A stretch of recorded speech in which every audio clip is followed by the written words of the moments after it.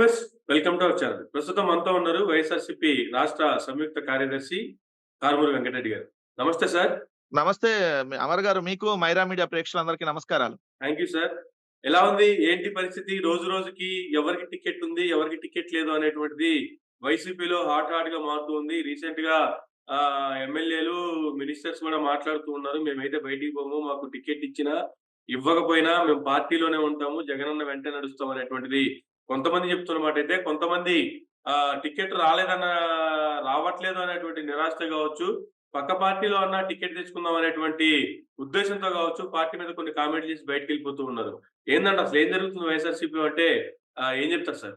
ఒకటిక్కడ ఎన్నికలు సమీపిస్తున్నటువంటి తరుణంలో ఈ రాకలు, పోకలనేది కామన్‌గా నడుస్తానే ఉంటాయి అన్ని రాజకీయ పార్టీల్లో. ఎందుకంటే టికెట్ రానటువంటి వాళ్ళలో కొంతమంది పార్టీని అంటిపెట్టుకొని ఉంటారు. టికెట్టు రాలేదు, పక్క పార్టీలో మనకు వాళ్ళు ఇస్తానంటున్నప్పుడు కొంతమంది వెళ్ళిపోయేటటువంటి అవకాశం కూడా ఉంటది. ఇది సహజంగా జరిగేటటువంటి అంశం. ఎందుకంటే ప్రస్తుతం ఎమ్మెల్యేలుగా పనిచేసినటువంటి వాళ్ళు, లేదంటే ప్రస్తుతం ఎంపీలుగా పనిచేసినటువంటి వాళ్ళు, లేదు టికెట్ ఎక్స్‌పెక్ట్ చేసినటువంటి వాళ్ళు, రానటువంటి వాళ్ళకి కొంతమంది వాళ్ళు పక్క పార్టీలో వాళ్ళు ఆఫర్ చేసినప్పుడు ఖచ్చితంగా వెళ్ళిపోతారు. ఇప్పుడు లైక్ ఇక్కడ వంశీకృష్ణ శ్రీనివాస్ యాదవ్ విశాఖపట్నానికి సంబంధించి. ఆయన పార్టీలో ఉన్నాడు.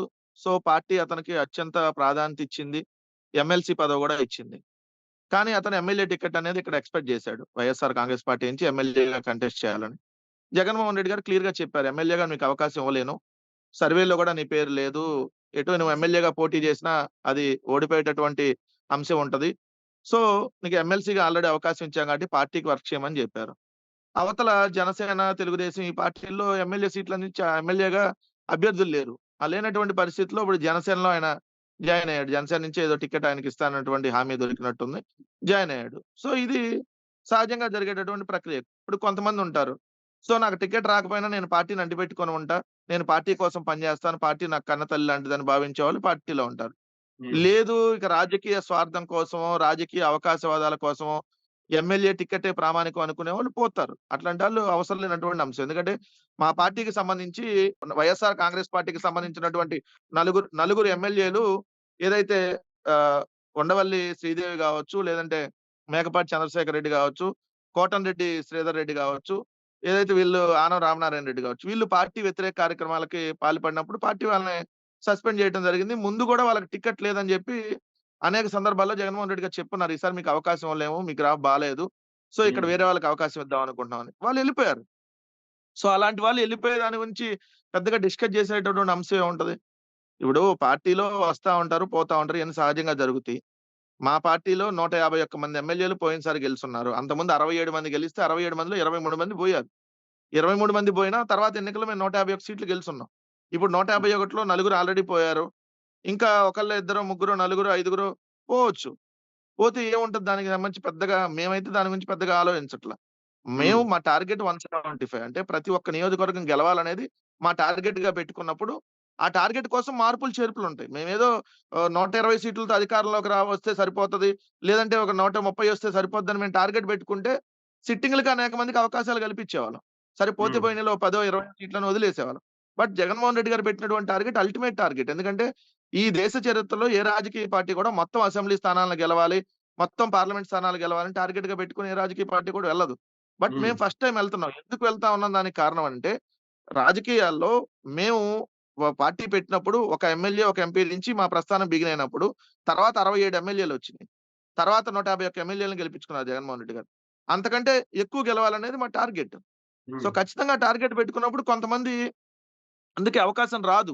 అవకాశం రానటువంటి వాళ్ళు వెళ్ళిపోవచ్చు వేరే పార్టీలోకి. దాన్ని ప్రతిపక్షాలు ఏదో భూతద్దంలో చూపించో, లేదంటే ప్రతిపక్షాలకు సంబంధించినటువంటి కుల గజ్జి మీడియా దాన్నేదో పెద్ద భూతద్దంలో చూపిస్తే ఎవడు పట్టించుకుంటాడు? అంటే మా కానీ దగ్గర సీట్ లేనటువంటి వాళ్ళు వాళ్ళ ఎవరెవరికైతే ఆఫర్ టికెట్లు రావు అని చేస్తున్నారంటే జెప్పి మీ పార్టీలో మీ అధినాయకులు జగన్మోహన్ రెడ్డి గారు కన్ఫర్మ్ జేస్తున్నారో, ఎవరికైతే సమాచారం వెళ్తూ ఉందో, ఇక్కడ లిస్ట్‌లో లేరు, లేదంటే సర్వేలో పేరు సరిగ్గా రాలేదు, లేదంటే మీ సర్వేలో మీరు గెలుస్తారనేటువంటి అవకాశం లేదనొచ్చింది గాబట్టే మీకివ్వట్లేదనేటువంటి ఉద్దేశంతోనే పక్కన పెడుతున్నారు గదా! కానీ వీళ్ళందరికీ పక్క పార్టీలైనటువంటి ఒక పక్క నుంచి టీడీపీ గావచ్చు, ఒక పక్క నుంచి జనసేన గావచ్చు, అలయన్స్‌తో ఉన్నటువంటి ఆ 2 పార్టీలు గూడా ఎవరు ఎక్కడి నుంచొచ్చినా గూడా పార్టీలో జాయిన్ జేసుకోవడానికి, వాళ్ళకి టికెట్లు ఇవ్వడానికి రెడీగా ఉన్నాయి. అంటే ఏందంటారు? ఈ ఈక్వేషన్స్‌ని ఎలా చూడాలంటారు? అంటే ఇక్కడే మీకు అర్థమవుతుంది ఎవరు బలంగా ఉన్నారు, ఎవరు బలహీనంగా ఉన్నారని. వైఎస్ఆర్ కాంగ్రెస్ పార్టీ అత్యంత బలంగా ఉంది గాబట్టే, మా దగ్గర ఒకళ్ళకి నలుగురు, నలుగురికి నలుగురు లేదంటే ఐదుగురు కొన్ని నియోజకవర్గాలైతే 10, 12 మంది కూడా ఎమ్మెల్యే టికెట్ల కాంపిటీషన్ ఉంది. మేము అకామిడేట్ చేయలేనటువంటి పరిస్థితుల్లో ఉన్నాం.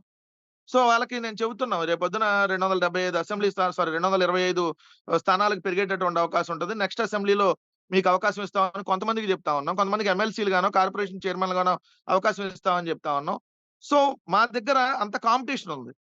బట్ అవతల మీరు తెలుగుదేశం పార్టీని చూస్తే, మా దగ్గర సీట్లు ఎవరికైతే మేము ఇవ్వమని చెప్తున్నామో, వాళ్ళు అవతలకి మీరు రండి మేము మీకు సీట్లు ఇస్తాం అంటది. అంటే వాళ్ళు ఎంత బలహీనంగా ఉన్నారు, మేము ఎంత బలంగా ఉన్నాం అనేది సింపుల్‌గా మీకు దీంట్లోనే అర్థమైపోతా ఉంది. రెండోది వైఎస్ఆర్ కాంగ్రెస్ పార్టీ సింగిల్‌గా పోటీ చేస్తా ఉంది. సింగిల్‌గా పోటీ చేస్తున్నప్పుడు, సింగిల్‌గా పోటీ చేస్తా 175 అసెంబ్లీ స్థానాలకు సంబంధించి మేమే పోటీ చేస్తామని చెప్పి చెప్తా ఉన్నాం. వేరే రాజకీయ పార్టీతో మేము పొత్తులు పెట్టుకోవట్ల.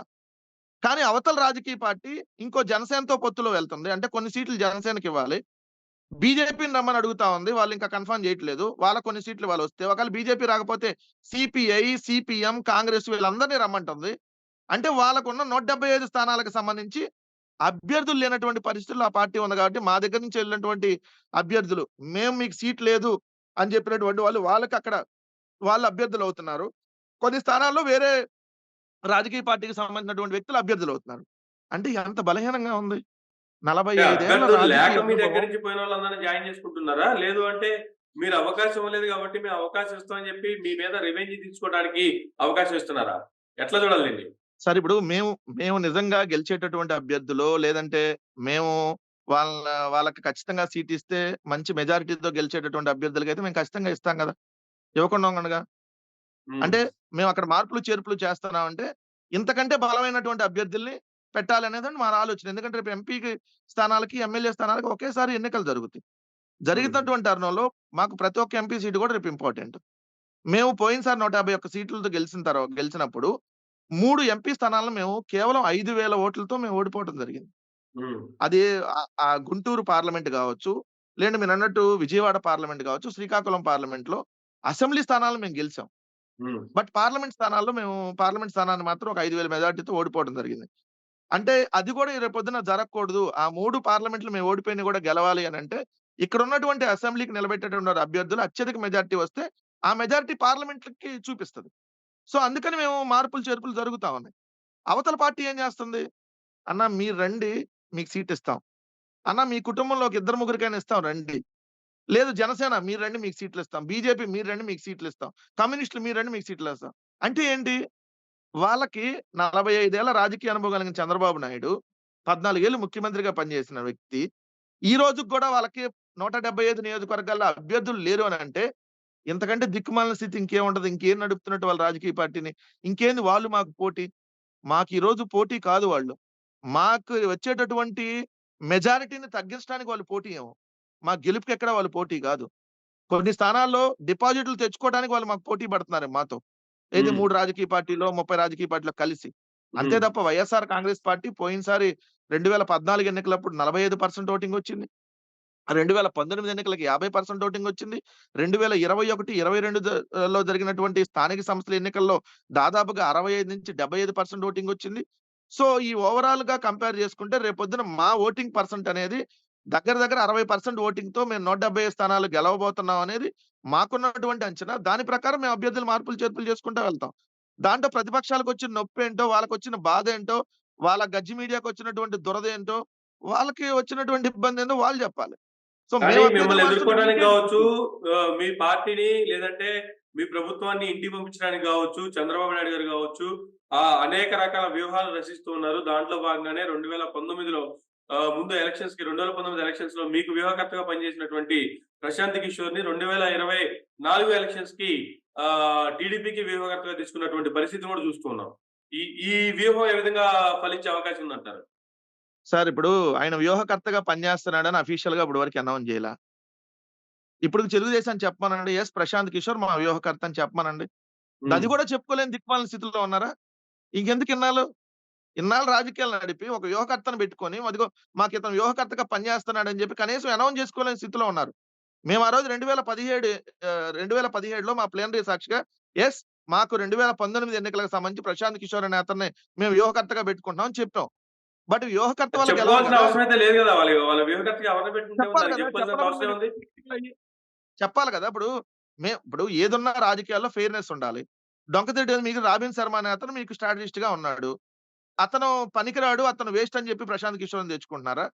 లేదు ఇక్కడున్నటువంటి పవన్ కళ్యాణ్ అలియాస్ పీకే.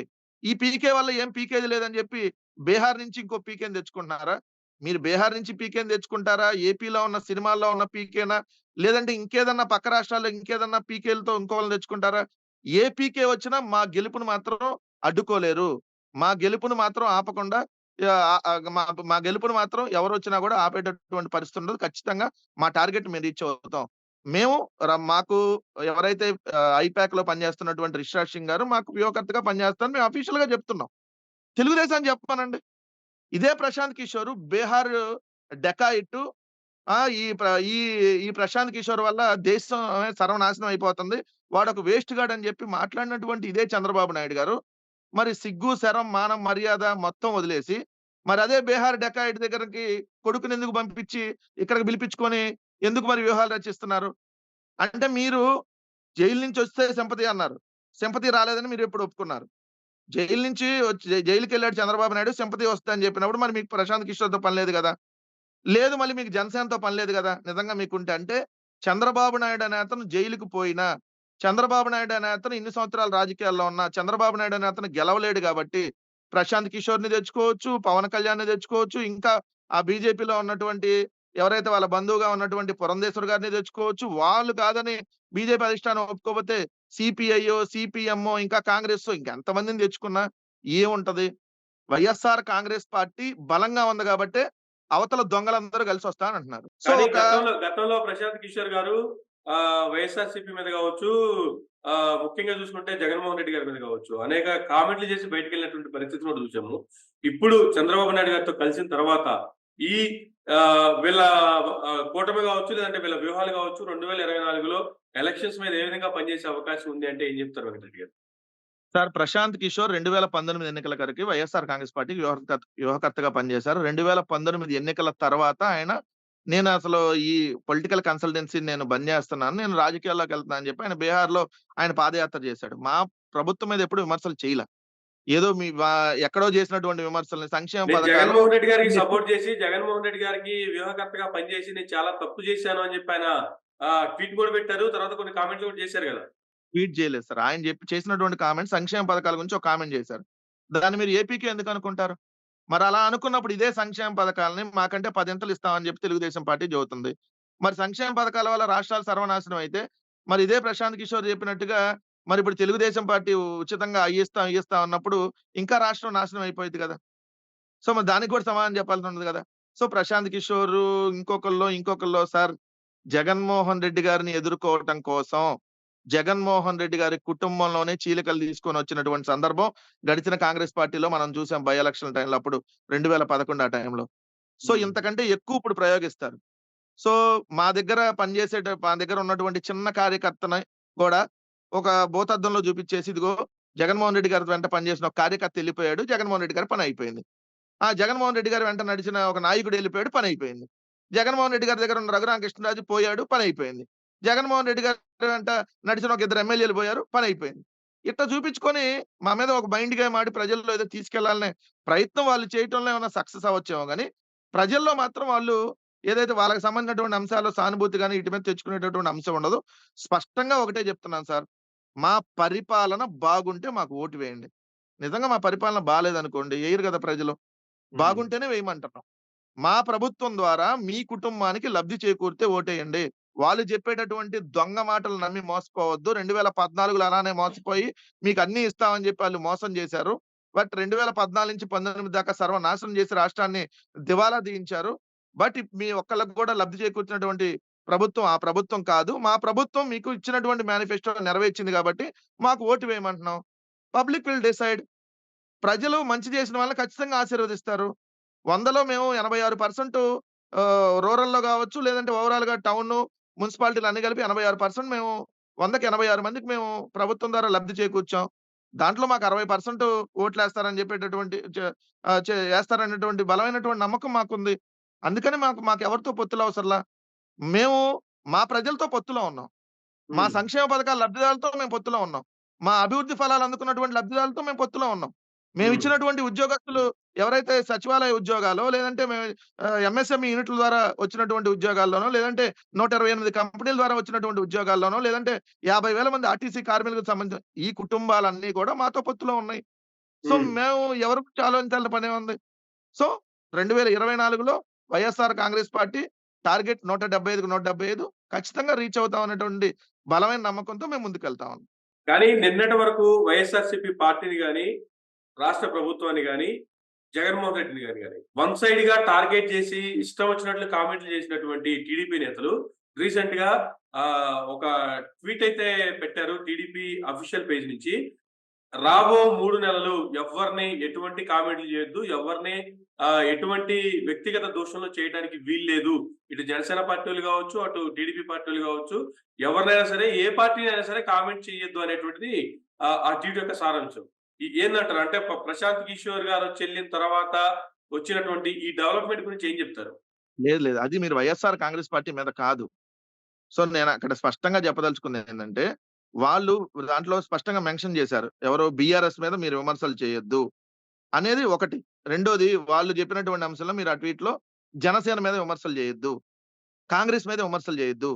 బీజేపీ మీద కూడా విమర్శలు చేయొద్దు. అట్లా వాళ్ళు పెట్టారు దాంట్లో. అంటే ఏంటి? వైఎస్ఆర్ కాంగ్రెస్ పార్టీ మీదే విమర్శలు చేయండి. మిగిలిన అన్ని రాజకీయ పార్టీలు తెలుగుదేశానికి సంబంధించినటువంటి అటాచ్డ్ పొలిటికల్ పార్టీసే. వాళ్ళు విడిగా ఉండొచ్చు కొన్ని రోజులు. కొన్ని రోజులు డైరెక్ట్‌గా మనతో కలిసుండొచ్చు. వాళ్ళందరూ మనకొక్కటే అనేది వాళ్ళు పెట్టినటువంటి సారాంశం. అంటే ఈ మధ్య ఇప్పుడు ఒక ఇష్యూ నడుస్తా ఉంది గదా! మొన్న బిత్తిరి లోకేషు ఒక ఇంటర్వ్యూలో జెప్పి పవన్ కళ్యాణ్ వాడెవడు, వాడికి ముఖ్యమంత్రి ఇచ్చేదేంది, చంద్రబాబే ముఖ్యమంత్రి అది ఇది అని మాట్లాడాడు గాబట్టి, ఎవరైతే పవన్ కళ్యాణ్ అభిమానులు గావచ్చు, ఎవరైతే కాపు సామాజిక వర్గానికి సంబంధించినటువంటి వాళ్ళు గావచ్చు, వాళ్ళు చంద్రబాబు నాయుడు వాళ్ళ కొడుకు తీసేసినట్టుగా లోకేష్‌ని మాట్లాడుతున్నప్పుడు తీసేసినట్టుగా పవన్ కళ్యాణ్ మీద లోకేష్ విమర్శలు జేస్తున్నప్పుడు పవన్ కళ్యాణ్‌కి సిగ్గన్నా ఉండాలి గదా! ఇంకెందుకు పొత్తులో వెళ్తున్నాడని జెప్పి బహిరంగంగానే వాళ్ళు కామెంట్ చేస్తున్నటువంటి నేపథ్యంలో Telugu Desam social media versus Janasena social media మామూలుగా ఇద్దరు 2 తేడా సోషల్ మీడియాలే. ఒకళ్ళేమో హ్మ్. సైకోలు, ఇంకోళ్ళేమో మెంటల్ గాళ్ళు. వాళ్ళు ఇద్దరు ఒకళ్ళకొకళ్ళు విమర్శలు చేసుకుంటున్నటువంటి నేపథ్యంలో దాన్ని పెద్దదిగా జేసుకోవద్దని జెప్పి తెలుగుదేశం పార్టీ అఫీషియల్‌గా ఎవరైతే వాళ్ళు సోషల్ మీడియాలో పెట్టినటువంటి సారాంశం. అంతే తప్ప వైఎస్ఆర్ కాంగ్రెస్ పార్టీ మీద విమర్శలు చేయొద్దని ఎందుకు చెబుతారాళ్ళు? నిరంతరం, నిరంతరం వైఎస్ఆర్ కాంగ్రెస్ పార్టీని ఏదో ఒక విధంగా డ్యామేజ్ చేయాలనేటువంటి దాంట్లో లేనటువంటివి గూడా ఎక్కడో పక్క రాష్ట్రాల్లో జరిగినటువంటి అంశాలను గూడా ఇక్కడికి తీసుకొనొచ్చి పెట్టి నిరంతరం మా మీద బురద జల్లటమే వాళ్ళ టార్గెట్. సో, వాళ్ళు మా మీద విమర్శలు చేయొద్దని ఎందుకు పెడతారు? ఇంకా బూతులు తిట్టండి. వాళ్ళ ఫ్యామిలీ‌లని టార్గెట్ జేయండి. అది ఇది అని జెప్పి మాట్లాడి తెలుగుదేశం పార్టీ అఫీషియల్‌గా రిలీజ్ జేసిద్ది. హ్మ్. ఎందుకంటే వాళ్ళకి తెలుసు గదా! భోషడికే అని మాట్లాడిస్తారు. లేదంటే వాళ్ళ దత్తపుత్రుడి చేత చెప్పులు జూపిచ్చి చెప్పులతో తంతాం పీకలు పిసికి చంపేస్తా ఉంటారు. ఇదే లోకేష్ తొడలు కొట్టి రండంటాడు. కడ్రాయల మీద కూర్చోబెడతా అంటాడు. ఎర్ర పుస్తకంలో రాసుకున్న మీ అంతు తేలుస్తానంటాడు. వాళ్ళు మాట్లాడే లాంగ్వేజ్‌లు తెలుసు కదా! అయ్యన్న పాత్రుడు నుంచి తెలుగుదేశం పార్టీకి సంబంధించినటువంటి మాజీ మంత్రులందరూ మాట్లాడే భాషలో. సో, వాళ్ళు వైసీపీని టార్గెట్ చేయొద్దని ఎందుకంటారు? ఇంకా బలంగా టార్గెట్ చేయమని జెప్తున్నారు. సో, వాళ్ళు టార్గెట్ చేసినా ఏమవుతది? అయన్నీ మేము ఆల్రెడీ చాలా సంవత్సరాల నుంచి రాజకీయాల్లో ఫేస్ చేస్తా ఉన్నాం. సో, వీళ్ళు ఇట్లాంటియి చాలా జూసున్నాం. సో, మేము దాన్ని పెద్ద సీరియస్‌గా తీసుకోవాల్సిన అవసరం లేదు. మేము క్లియర్‌గా మేమిచ్చిన సంక్షేమ పథకాలు, మేము జేసిన అభివృద్ధి ప్రజల్లోకి చెప్పుకుంటూ ప్రతి గడప గడపకి ఆల్రెడీ మాకు సంబంధించినటువంటి అక్కడ నియోజకవర్గ ఇన్‌చార్జ్‌లో, ఎమ్మెల్యేలు తిరిగి ప్రజల్లో వివరించారు. ఇప్పుడు గూడా మళ్ళీ బూత్ లెవెల్‌లో మా కార్యకర్తలు, నాయకులందరూ తిరిగి చెప్తా ఉన్నారు. మేము అనుకున్న టార్గెట్‌కి ఖచ్చితంగా రీచ్ అవ్వగలుగుతాం. Thank you sir. Thank you very much అండి. ఇదండి వెంకటరెడ్డి గారితో ఈనాటి ఇంటర్వ్యూ. మరో గంటలో మళ్ళీ కలుద్దాం. చూస్తూనే ఉండండి మేరా మీడియా.